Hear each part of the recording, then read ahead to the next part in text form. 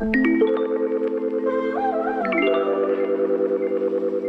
hey, so I want to tell you something that I wish someone had told me at 22. I mean, hell, at 42. And that is that our sexuality is not a community project. It should not be a group chat vote. It shouldn't be left up to the church. It shouldn't be a committee decision. Now, I'm not saying don't have community. I'm not saying don't listen to good people in your life who love you. Saying it's not something that you should have to explain correctly so that you're not judged. And our sexuality is something that is judged so thoroughly. So today, I really want to talk about it. I feel like I've been seeing a lot of judgment online. And some of it has been my own. I'll tell you about that in a minute. Because that's what really made me think, sometimes you got to look inward and be like, what am I doing? How am I contributing to it? And while I'm never one that's going to hate on someone online, I'm not going to comment. I'm not going to be a keyboard warrior. There's thoughts in my head. You be doing it too. But I've been seeing a lot of judgment about women's sexuality in general, especially Black women in midlife. Okay, us Gen Xers out here. And a lot of it is about carrying shame and how hard it is to get rid of the shame because of how we were raised, particularly those of us who were raised in the church. And we know that purity culture was a defining part of a lot of us Gen Xers' lives. And that has really contributed to a very heavy mantle that I hate that we carry. And I feel like some of us are still trying to perform like the good woman caricature, if you will, for an audience that really benefits from us being silent about this shit. So that's why I'm here. Let's talk about it. Whether or not you choose to be celibate right now, whether or not you are just with one person, you're married, you're with one person, or you're married, you're poly, or you're women loving women, or you're binary loving binary, or binary loving non-binary, whether you hoeing out in these streets, city girl, or whether you're having sex once a week, once a month, or once a year, you do not deserve judgment. It is literally your business. And I also want to tell you about a recent sexual experience I had that was so liberating and good and surprising. It just reminded me like, we really need to do what's best for us. We really do. But first, let me introduce myself. My name is Grace and welcome back to the Out Here Trying to Survive podcast, which is your trauma-informed, hope-oriented, warm hug, safe solidarity podcast for Black women in middle age, just trying to survive all that life has for us. I am Grace Sandra, your host, and today's episode is really about women's sexuality, freedom, our choice, and unlearning shame. Welcome to episode 30. And a quick note before we go any further, I definitely want to talk about sex, purity culture, celibacy, casual sex, desire, sexual themes. This is some grown women-ish, and I'm going to use grown women language. Nothing graphic, but it is real. So if there are little people in the room, this might be a good time to remove them or put this on pause. And as a survivor of sexual trauma, if talking about this kind of thing triggers very real triggers for you, feel free to pause, come back, or skip this one. I welcome you to take care of yourself first. Now let's get right into it. First of all, y'all, we need to stop calling other women hoes in a detrimental way. Now, sometimes I refer to myself as a hoe, and sometimes me and my best friend, one of my besties who's gay, we call each other hoes.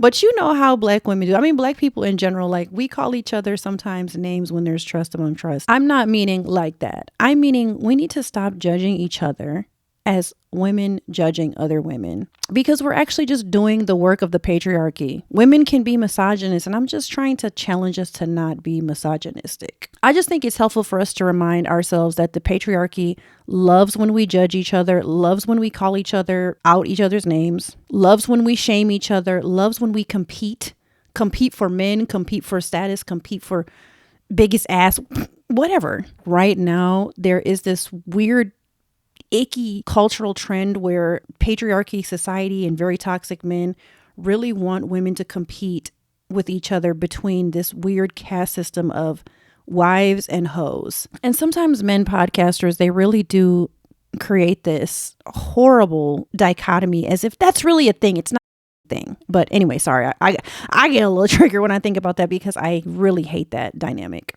And then sometimes if a woman says she's celibate, some of these male podcasters and other toxic people, not naming any, will be like, oh, she's just bitter. She's traumatized. What happened to you? What happened to you, baby girl? Like it's wrong to be celibate, and it ain't. That she's uptight, that she's lonely, that she's an old cat lady. You need to get you some. Now, here's the thing. I'll be honest with y'all, and this is what I was talking about earlier. I said I was going to be honest about how sometimes I can be a little judgmental. There is this weird influencer to Jesus pipeline. I don't even know why. I would be curious as to why, but they get a lot of attention, a lot of fame, a lot of money, and then they suddenly find Jesus and decide to become celibate.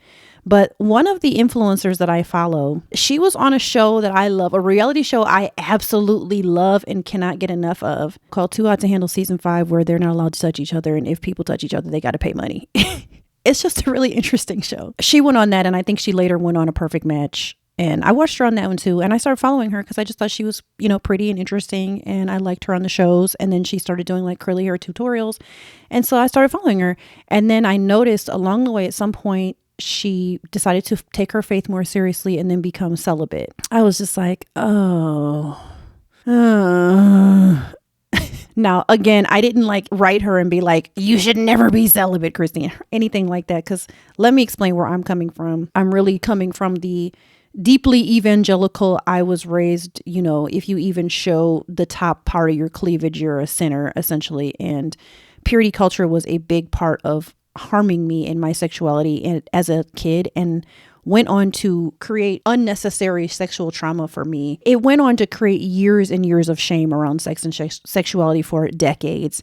So I firmly believe that women should live in sexual freedom. And I do not believe that there is any biblical or spiritual or any precedent whatsoever that we need to abstain from sex outside of marriage for any reason that is, I guess I'll just say, religious. Now, if there's other reasons, do you, boo-boo. But I hate to see when women are suppressing themselves because they believe that that will make them better or more holy or less sinful in front of God or something like that. Now, I really, really, truly believe in a woman being able to live in her best, highest sexual expression, fully being who she is, exploring and doing whatever the hell she wants to do with her body, as long as it's consensual and with an age-appropriate person and enjoyable to her and centers her pleasure the way that men do. So I remember seeing one of her posts, one of her first posts about it, and I was just like, yeah, that's so disappointing. Another one bites the dust. But what really tipped me over was like 6 months later, she put up this crying TikTok. It was so sad. And it was just about how she gave in. She said that she gave into the sin of self-pleasure. And then she said she was really tempted. She gave into the sin of self-pleasure. And then like did that a couple times. And then that led to the sin of her having sex with someone. And then she was visibly upset. You could see the tears in her eyes. I think a tear fell. It did not seem fake at all. She seemed like she was really genuinely sad that she had sex. And then she was like getting back on the horse. And so being judgmental is a strong word. I wasn't judgmental. I actually felt sad for her. I was like, damn, this is the exact thing that I hope that younger women will not get caught up in. Is this idea that there is something wrong with them and their sexuality. If you believe there is a God, I truly believe God made us to be sexual beings. He would not have given us a clitoris that has no other purpose other than to be pleasured.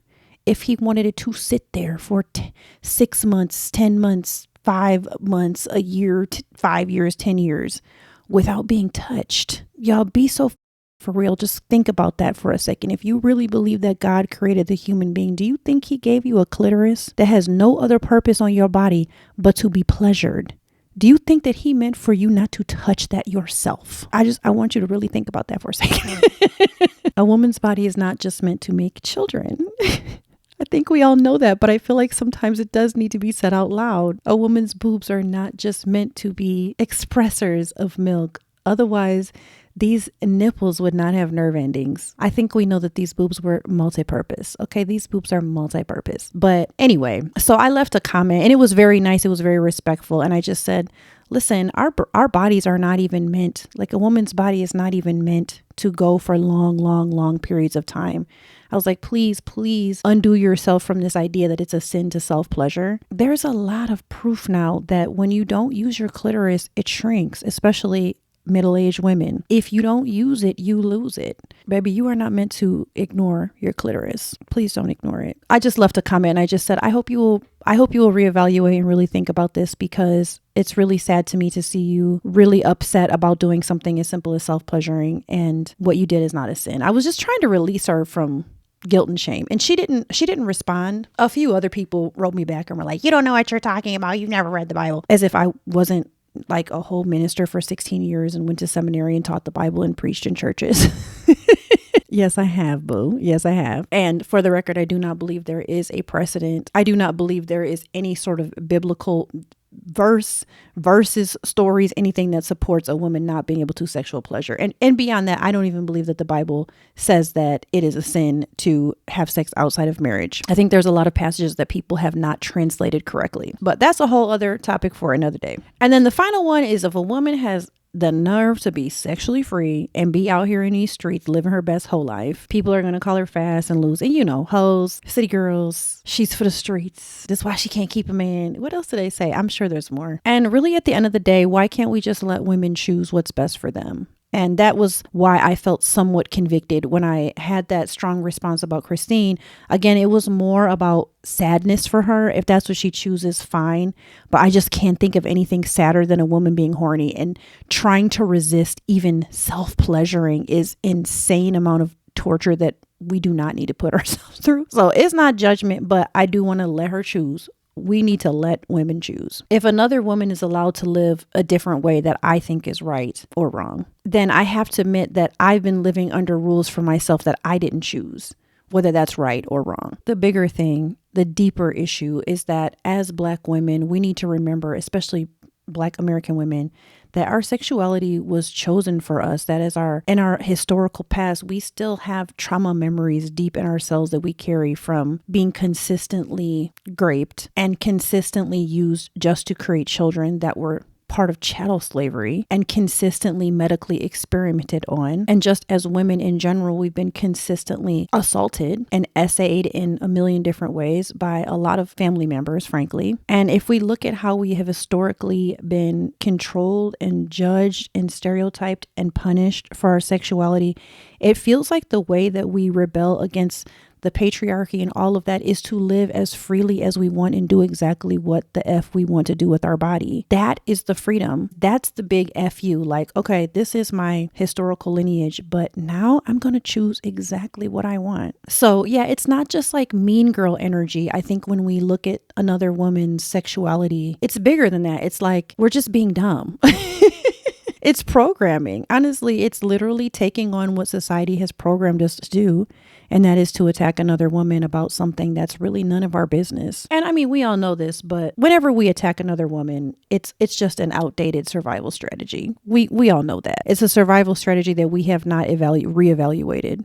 And I think we do need to reevaluate and let women do what they want to do and be who they want to be, because we are passing down shame like a damn heirloom. We passing it down like it's a damn heirloom, and we just don't need to. Women are we are so wonderful, and I love us so much. And I want us to be free. I want to say, especially Black women, I just want us to be truly, truly free. So let's talk a minute about purity culture and respectability politics. This is something, again, that is really kind of near and dear to me, because I used a weird word, not near and dear, but it is deeply personal for me. I'll say that. It's deeply personal because, like I said, I internalized this idea that my worth was in my virtue, and that if I could remain sexless and desire sex as little as possible, then I was a good girl, because good girls wait. And if you have sex, then you're used. I went to a PWI and it was Christian too. And I sat in those lectures, they called them chapel, that we had, like, you know, for an hour every Thursday morning or something. They would like glue two pieces of paper together. And if you have sex with someone else, like, you're both pieces of paper. And if you try to take the paper apart, neither of you is whole again.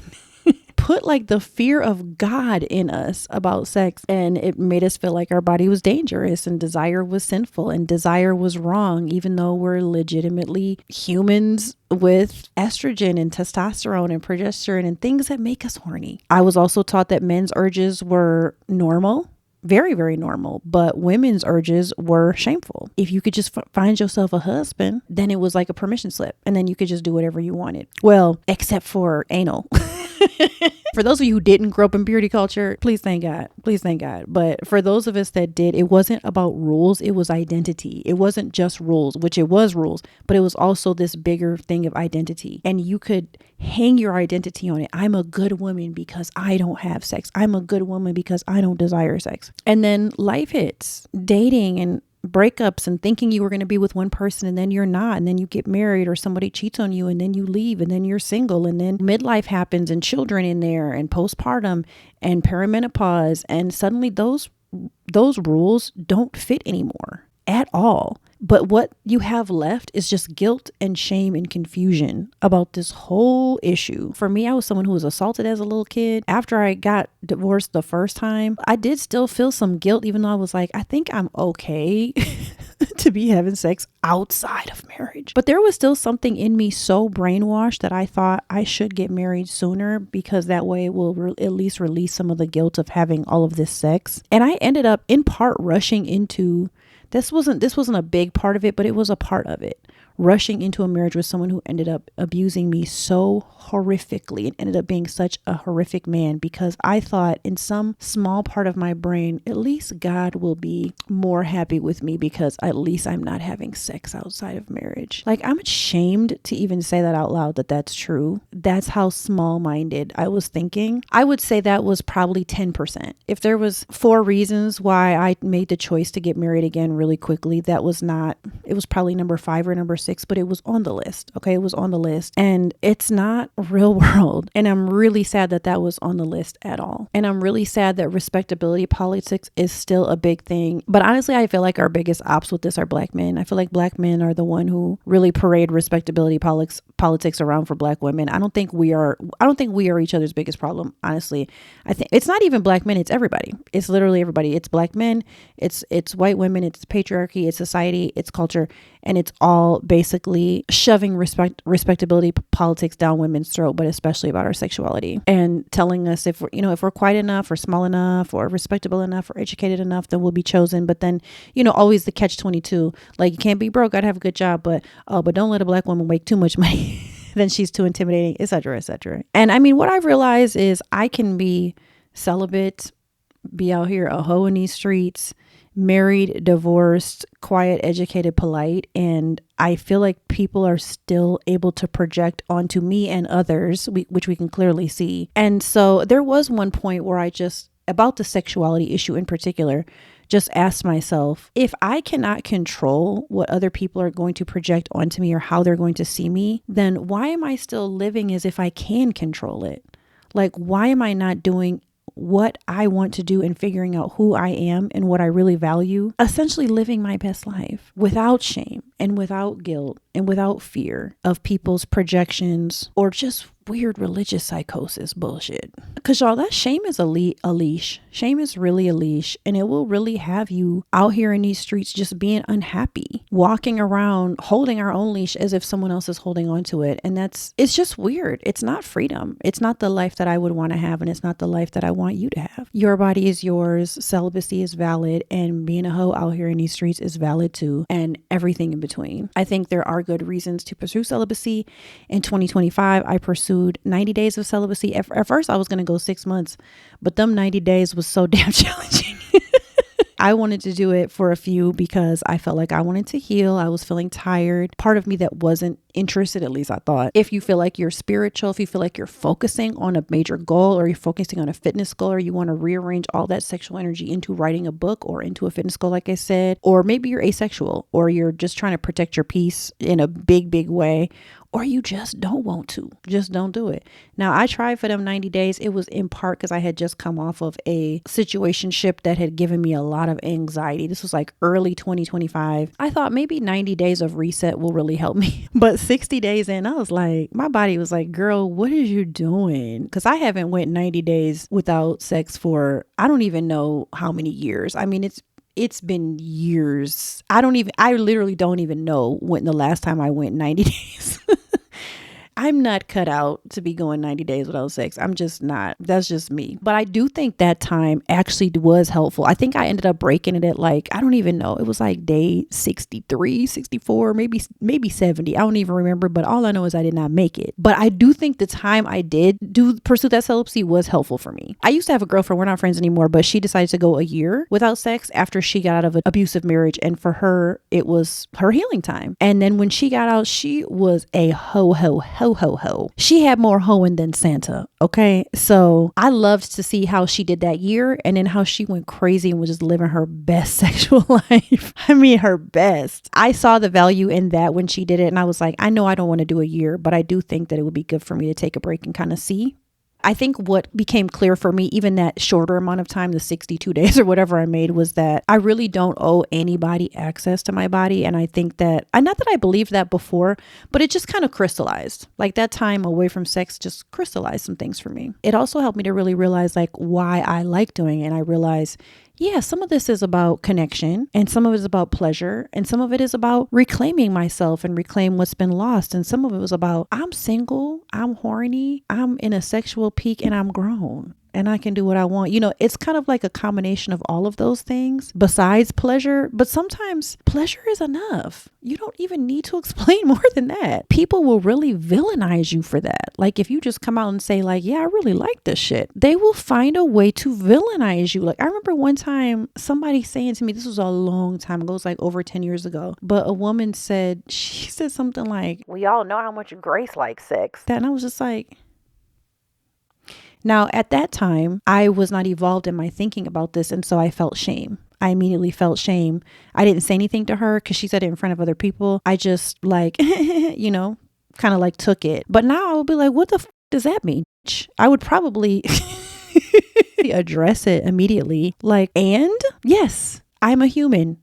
I have nerve endings on my clitoris. Do you mind if I enjoy sex? Like I would make the conversation real awkward now. Like I wish somebody would say this shit to me. If you're out there and you just like sex and you just enjoy it or you're sexually peaking or you're just a human and you came out of purity culture and you're still trying to figure out how not to feel bad about it. I just want to remind you, you're not low value or you're not less than or your coochie hole's not been ran through or whatever like crazy stuff that people say when they find out a woman gasp like sex. So these are some questions that I have started to really marinate on when I'm thinking about when I want to or not have a sexual connection with a man, because I'm unfortunately attracted to cishet men only. First, am I safe? Does my body feel safe? Does my mind feel safe? Does my nervous system feel calm around this man? I'm asking myself for alignment. Like in this moment, am I feeling aligned enough? Is there any fear I'm feeling? Do those fears need to be addressed in myself in therapy or like with this man directly? Do I feel very free in this choice? Completely, fully free to do what I need and completely free to be myself? And then also just, am I being honest with myself about the whole experience and honest with myself during the experience? And after the experience? Did I enjoy it? Did I get my needs met? Did I say what I needed to say? And I primarily said that because of my own being a sexual assault survivor. In the past, I have let things happen to me that I didn't want to because I didn't feel like I had a voice. So as a grown woman, that's really important to me to know that I'm with someone who I feel comfortable enough that I could say whatever I need to. Yes, no, stop, etc., etc., etc. It's really that simple. It's about safety and alignment and intuition and freedom. Recently, I had a sexual experience that just was kind of surprising and really enjoyable. Just something I wouldn't have been open to in the past. But now that I'm kind of more free with my sexuality and just more open to new experiences, I was like, okay, this can be really cool. So basically, I was out of town. And while I was there, a man came up to me at the pool. He was a lot younger than me. And I could tell even just how he approached me. He was like, I could see that he was looking at me. So at first I was just trying to get away from him because I was just like, I'm not dealing with this little boy today. And when I say little boy, I mean, this man is like 6'5", 250 pounds and in his 20s. Okay. So yes, a lot younger than me, but like still an actual adult. Okay. But I could just look at his face and see he was in his 20s. So I was like trying to leave the pool and I could see he got up to follow me. So I was actually trying to go fast because I was like, he's not going to talk to me. But anyway, but he came up behind me. He was like, hey, excuse me. And so I turned around and he was like, I like your earrings. I was like, oh, thank you. And he was like, and I also like your eyebrows. I was like, thank you. And I could tell he was trying to figure out like just how to have a conversation. It actually made me chuckle because I thought he's nervous and that's kind of cute. It was just a little cute. I'm just so used to men of all varieties, like how they come to you is just all so different. Like I do really appreciate that about men when they're genuine and just how they talk to you is so different. So anyway, I thought it was cute how he was like, and I also like your eyebrows. So he was like, would you like to have some drinks or something? And we were both staying in a hotel and we had already established that we were both flying out in the morning. So I'm like, yeah, we can go meet at the hotel bar and have some drinks because I knew that's a safe, neutral environment. I'm not going to his room. He's not coming to my room. And like, as soon as I got back to my room, like he gave me his number and I was thinking about it like, I wonder, do I want to have sex with him? Like immediately the thought crossed my mind. And, you know, I could tell like as soon as we both said we're only going to be here for one more night, I was like, It's probably on his mind as well. We met up for drinks and then we ended up walking outside because there was like a McDonald's like diagonal from our hotel, and we both just wanted to get a smoothie from McDonald's. So we had kind of like a long walk outside, and the vibe was really respectful and it was really nice, and he was funny and cute, and I was just feeling safe. Whenever I'm meeting with a man in general, probably because I have complex PTSD and I'm pretty much on high alert anyway, but I was just trying to evaluate, like, do I feel safe? Do I feel completely safe around him? And I did. And the chemistry was there. The vibe was there. And so we sat and talked for a long time. I think we met up at 8 p.m. or so and were still talking at 2 in the morning. So yeah, 6 hours had went by. And so then I was like, you can come to my room. I was kind of like, I'm open for at least making out at this point. Like, damn, it's been like 6 hours, you know? But I knew that I didn't feel pressured in any way by him. He was the consummate gentleman. I knew that I felt seen as a human. I think we as women know when we're in the presence of a man, even if he wants to have sex with us, I feel like we can tell. We just known this since we were like 8 years old, if he sees us as a human or not. Whenever I'm around any man who I know definitely wants to have sex with me at some point, whether we're dating or we're about to date or we're friends or whatever, whenever I get that feeling, like I know that that thought is in their mind, because again, we are socialized and we know this since we're little girls, or maybe I know it because I was sexualized as a little girl. But I also can tell when there's another layer of there's that desire, but there's also respect, or there's that desire, or you can tell like this is a skeezy man and he's just dangerously horny. And I also know like whether or not I feel like I'm in control in a situation or not. And I felt like in this situation I was, and I felt safe enough to invite him into my room. So I did. And then I chose to. And we had a very fun night of consensual and intentional and protected, honest pleasure.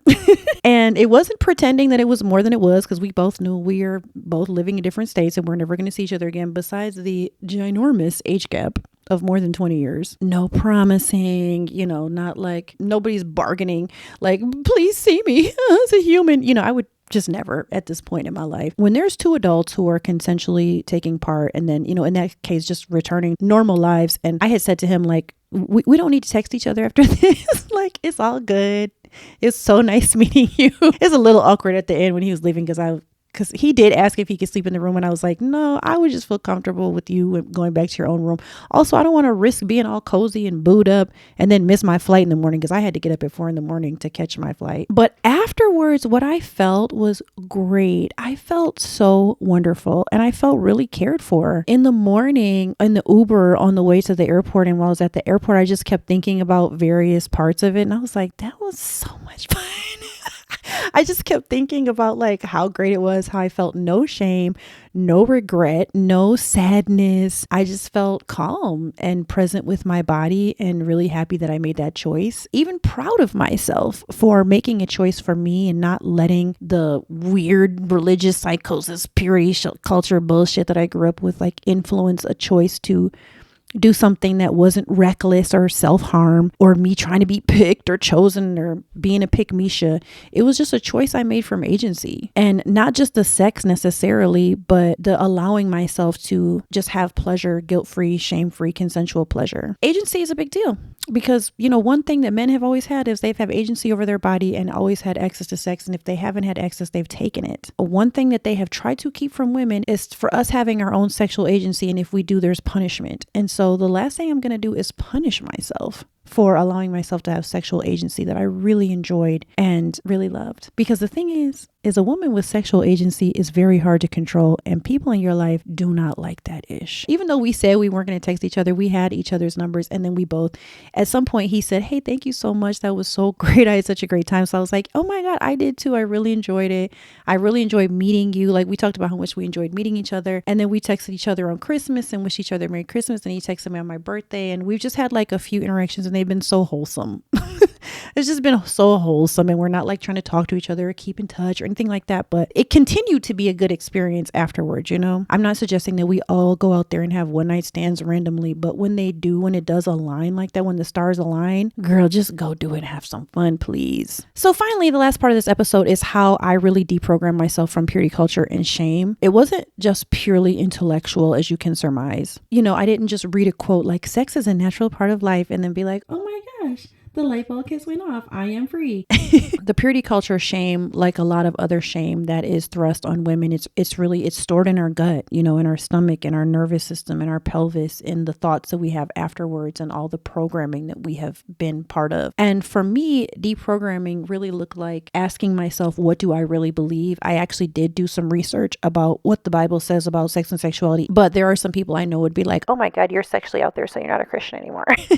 Whatever. I don't care what the other people think I am. But I did have to figure out what I was trained to fear. And I did have to figure out how to replace like the good girl symptom with the whole woman syndrome. I guess syndrome is not the right word, but the good girl syndrome with the whole woman person that I actually am. Like what is the difference between these two, and what should I take from this, and what do I just need to leave? Because probably 90% of what I was taught was a good girl I need to leave behind, because often good girl is literally just a woman who's compliant. She's low needs and she's easy to manage, and she just does what she's told. And who the wants to live with that? I'm damn near 50 years old. I'm gonna be 50 years old in a few months, y'all. Don't give a fuck about being a good girl. So I'm not trying to be easy to manage. I'm trying to be whole. I'm trying to be a whole, healthy, wholehearted woman. I also had to start practicing consent with myself. And that was pretty huge for me. We're taught, especially with sex, to practice endurance.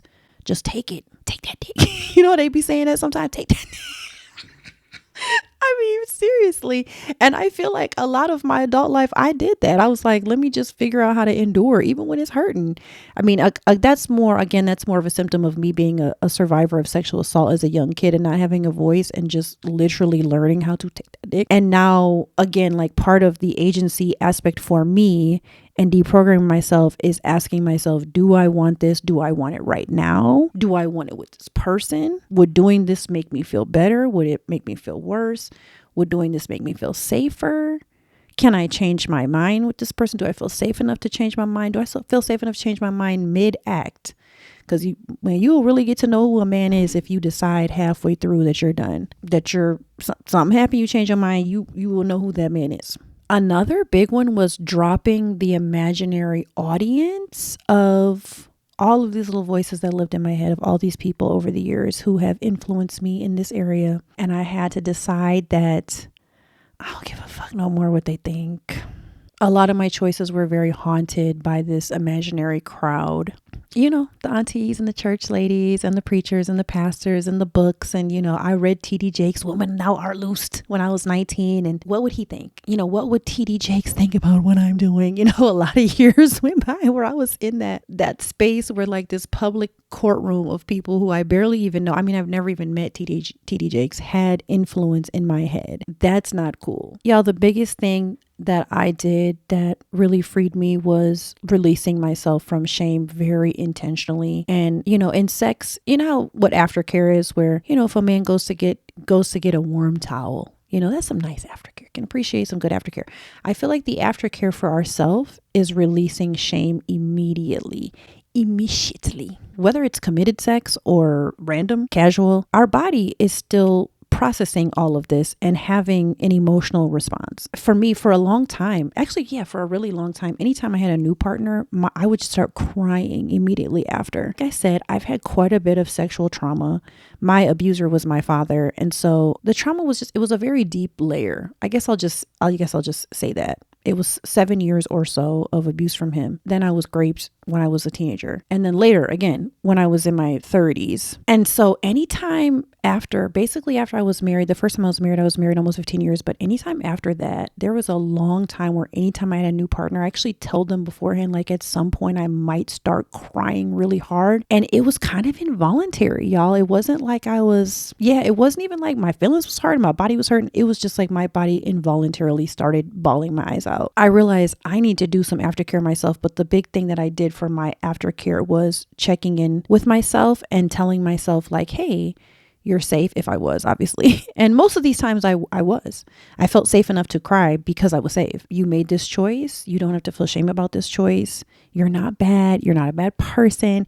You're not a bad woman, etc. And I just released myself from guilt. There's no place for it in healing. Number one, we all learned that from Brene Brown. Guilt and shame just don't heal anything. If there's one thing we learned from Brene Brown, the woman done let us know that you don't need to feel guilty or shame. You're not going to heal if you keep holding on to this shit. But I think for those of us who are raised in purity culture, guilt was kind of like this badge of morality. Like, I had sex, but I feel guilty, so I'm still a good girl. I had sex, but I feel guilty, so I'm growing. I had sex and I feel guilty, so I'm programmed just like the little bot you want me to be. Once I stopped living like that and just let myself have guilt-free and shame-free sex, baby, it's been amazing. It's been amazing. Like, I think sex is so enjoyable and wonderful and so much better than it was in some cases when I was married. I think for me, releasing guilt and shame has been like unclenching a fist, these fists that were like this my whole life about sex. And it was finally just like, I accept, I'm sexual, I enjoy it, my body likes it, so I do it when I want to. If you're in midlife, there are benefits to having regular sex that you should consider, whether you are single or partnered. But let me just state the obvious. Regular sex, whether you're self-pleasuring or partnered, we all know that it reduces stress, that it helps with relaxation. We know that it helps some people sleep better. That touch is really important for human thriving. Sexual touch, sensual touch, it really does help you thrive mentally. We do know that it supports your mood through pleasure hormones. We know that it can help you feel more connected to your body and more in your body, which a lot of us who struggle with mental health issues like depression, anxiety, complex PTSD from all this damn trauma we've been through, that helps us. We all know that having the confidence to get out there and fling your titties and bounce on a dick you don't know can really honestly help you with embodiment in general. And then it helps you also learn to communicate your needs and your boundaries when you might not be in a position where you've ever had to do that, and you just need practice doing that. And then there's that very practical piece. Let me remind you, sex and arousal and orgasms helps support, well, first your pelvic floor, which, as we age gets a little wobbly. Let's just use that word. Also circulation. And it also, like I said, if you're not using your clitoris, it shrinks, and your labial lips are shrinking in perimenopause and menopause. If you use them more, the more blood fills them up and they don't shrink as fast and atrophy as much. So girl, please go get you some, even if it's from yourself. Cause I've been having a whole ass hard time out here with perimenopause. Like I said, I'm 49. I'm gonna be 50 this year. I'm in perimenopause. I'm in like the 7th year of perimenopause. I'm not struggling with dryness. I definitely am usually not dry, but my sensitivity is decreasing. I can tell that. It just started decreasing like in the last 6 months. I can tell my libido is just starting to slow down after like a full decade of being a hornball, just sex demon monster out here. My body image is changing. I'm definitely experiencing fatigue and some of the normal regular schmegular symptoms like hot flashes and all that shit. But for the most part, getting on hormone replacement therapy has really helped me. But I've just had to remind myself, like, there's nothing wrong with me. None of this stuff, like wanting to have sex, being actually horny and just desiring it, like there's nothing wrong with that. Literally nothing. So anyway, y'all, if you're having issues, don't be ashamed to get the tools, whatever it might be, whether it's lube or more foreplay, more communication, more talking, different partners, different kind of partners, medical support. I have a friend who has gone to sex therapy because of how her trauma impacted her. I talked about sex and dating and relationships this entire year in therapy. I went to therapy again to start talking about it because I really wanted to deal with some specific things. And girl, just make sure you get your sleep, because tiredness is the number one libido killer. You are really allowed to have a full, very satisfying, pleasurable sexual life. And you don't need a husband to be a sexual being. You don't need a relationship to deserve pleasure. And pleasure is not a reward for being chosen, girl. It's just part of being alive, okay? But because I love y'all, I'm also going to be practical. So please do not take unnecessary sexual risks. There was one point where I took one. It was not intentional. There was a guy who he was using a condom and he actually took it off, which is actually a crime. I didn't realize that till later, but he took it off and then ended up giving me something. Thankfully, it was something that was fixable with a few little pills for a week, but it was really unfortunate. So yeah, just, barriers and condoms are our friends. Get tested regularly and just normalize talking about it and testing and asking for tests. And if somebody gets offended about you asking for a test, that's just a big red flag for me. Like, it's automatically a no. Immediately a no. Please have your own transportation and exit plans. I keep my location services on all my kids' phones, and I have my location services on for one of my best friends locally, so I can tell anybody like, hey, here's where I'm at all times. And girl, biggest of all, if your spirit says no at any point, please listen. So yeah, to wrap this up, I just encourage you to really do some self-reflection about this whole issue. If you felt discombobulated in any way about any of this, I would just encourage you to ask yourself, like, what messages did you inherit about sex from your parents or churches, friends or family that you have still that lead to feelings of shame or guilt? I think it's really important to explore that. And also asking yourself, like, what would sexual freedom look like for me in this season right now? I decided in 2025, like for basically the whole rest of the year, that I was going to decenter men and that I'm going to continue to decenter them. Basically for the rest of my life, but that I was going to decenter relationships and marriage in particular. I gave myself until halfway through this year before I would even consider dating anyone in any sort of serious way, or just dating at all, basically. But I told myself sexual freedom for me looks like when I want to do it, I do. I have a pretty, I'll just say, reliable, safe, fun, friends with benefits situation that I can pivot to when I want to. I just decided sexual freedom for me looks like not excluding that. For me, that's still decentering men. It's basically just saying that's all I want from y'all. So when I want that, I'm gonna get that.